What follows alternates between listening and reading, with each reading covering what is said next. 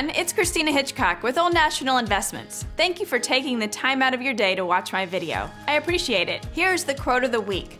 The best preparation for tomorrow is doing your best today.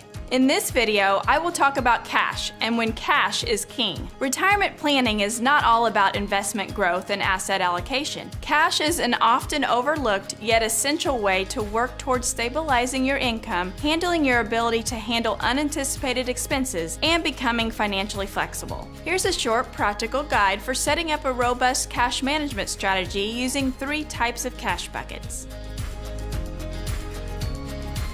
This is the money you use to meet daily cash management needs, such as paying bills or living expenses. You may want to focus on putting your cash into low-risk options, such as a bank checking or savings account that gives you ready access to funds.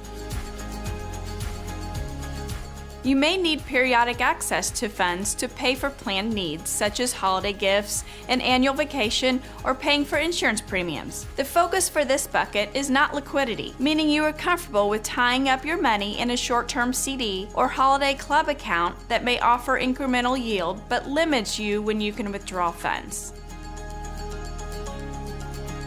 For major intermediate term goals such as paying for college tuition, you can set up a strategic cash bucket that identifies how much cash is needed ahead of time. You'll want to balance risk and return depending on how far out the bills are due. When planning for financial needs that are well into the future, savings and investing can be the preferred tools to use. But if you have short to intermediate term goals, a well-crafted cash management approach can be an important part of your wealth planning activities. I hope you have found this information useful.